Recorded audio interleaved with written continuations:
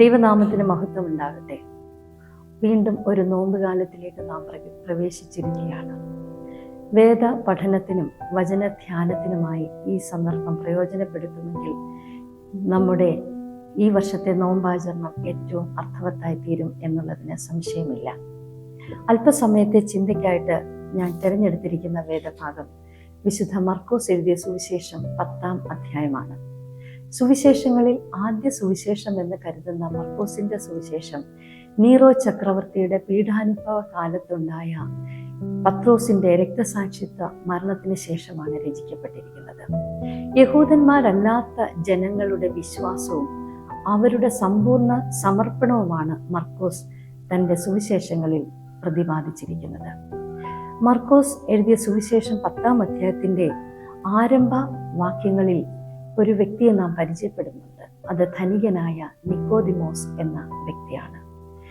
സംശയവുമായി യേശുവിൻ്റെ അടുക്കലെത്തിയ നിക്കോദിമോസിനോട് ഒരു പുതിയ ദർശനമാണ് യേശു നൽകുന്നത്.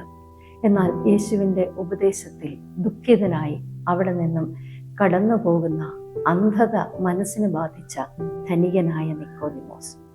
എന്നാൽ മർക്കോസ് എഴുതിയ സുവിശേഷം 10-ാം അധ്യായം 46 മുതൽ 52 വരെയുള്ള വാക്യങ്ങളിൽ മറ്റൊരു മനുഷ്യനെ നാം പരിചയപ്പെടുന്നുണ്ട്.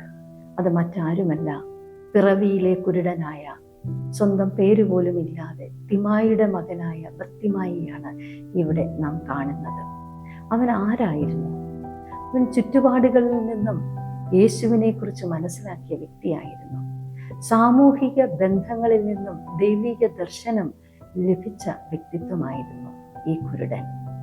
യേശുവും ശിഷ്യന്മാരും ആ വഴി കടന്നു പോകുന്നു എന്ന് മനസ്സിലാക്കിയ ബർത്തിമായി യേശുവിൻ്റെ സാമീപ്യം ആത്മാർത്ഥമായി ആഗ്രഹിച്ചു.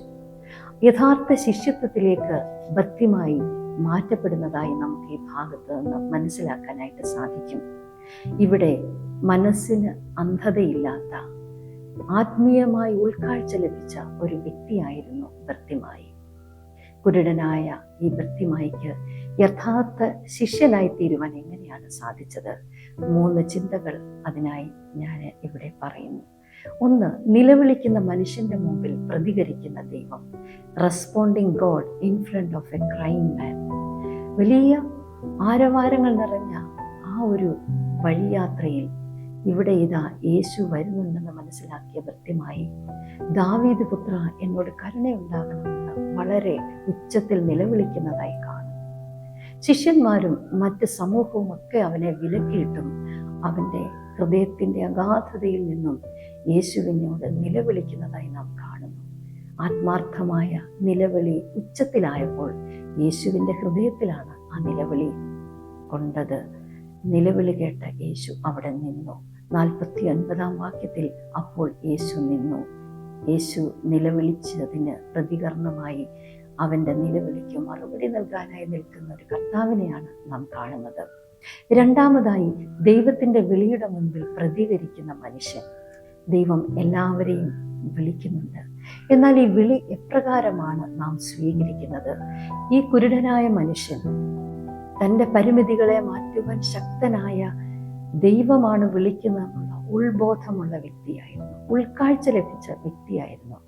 ആ അന്തസത്ത, ആത്മീയതയുടെ അന്തസത്ത അവന് ലഭിച്ചത് ചുറ്റുപാടുമുള്ള സാമൂഹിക ബന്ധങ്ങളിൽ നിന്നാണ്. ഇൻസൈറ്റ് ലഭിച്ച വ്യക്തി.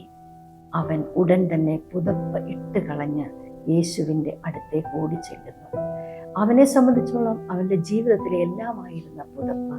കർത്താവ് നമ്മളോട് ആവശ്യപ്പെടുന്നത് ഇതാണ്: ഒരുവൻ എന്നെ അനുഗമിക്കുവാൻ ഇച്ഛിച്ചാൽ തന്നെത്താൻ ത്യജിച്ച് തൻ്റെ ക്രൂശ് എടുത്ത് അനുഗമിക്കണം. യേശുവിനെ അനുഗമിക്കുക എന്നുള്ളത് അത്ര സുഖകരമല്ല. അത് പ്രയാസങ്ങൾ നിറഞ്ഞതാണ്, പ്രതിസന്ധികൾ നിറഞ്ഞതാണ്, വേദനകൾ നിറഞ്ഞതാണ്. തനിക്കുള്ളതൊക്കെ ഉപേക്ഷിച്ച് ഈ മനുഷ്യനെ പോലെ സർവവുമായ പുതപ്പ് വിട്ടുകളഞ്ഞ് യേശുവിനെ അനുഗമിക്കാൻ ഒരുങ്ങുന്ന മനുഷ്യൻ യഥാർത്ഥത്തിൽ ഉൾക്കാഴ്ച ലഭിച്ച വ്യക്തിയാണ്. അവൻ അന്ധനല്ല.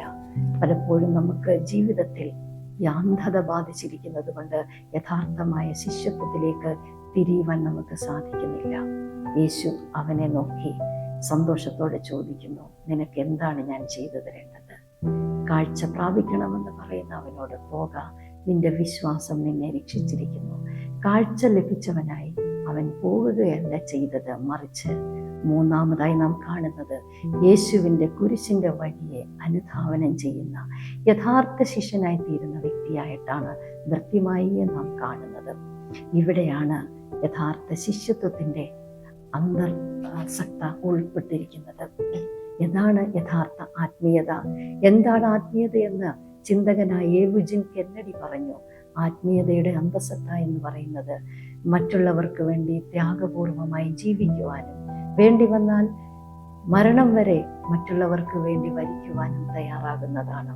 അതാണ് യഥാർത്ഥ ശിഷ്യത്വം എന്ന് പറയുന്നത്. അതാണ് യഥാർത്ഥ ആത്മീയത എന്ന് പറയുന്നത്. ഈ കുരുടനായ മനുഷ്യൻ കാഴ്ച പ്രാപിച്ച് യേശുവിൻ്റെ വഴികൾ, കുരിശിൻ്റെ വഴികൾ തിരഞ്ഞെടുത്തപ്പോൾ യഥാർത്ഥ ശിഷ്യനായി മാറി.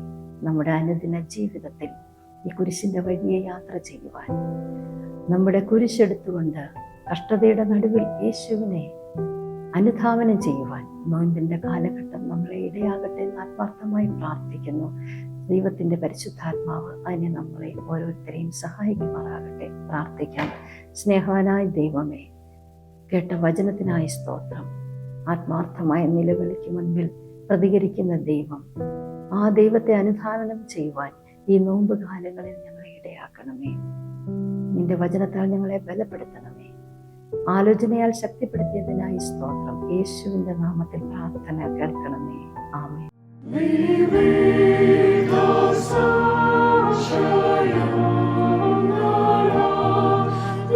We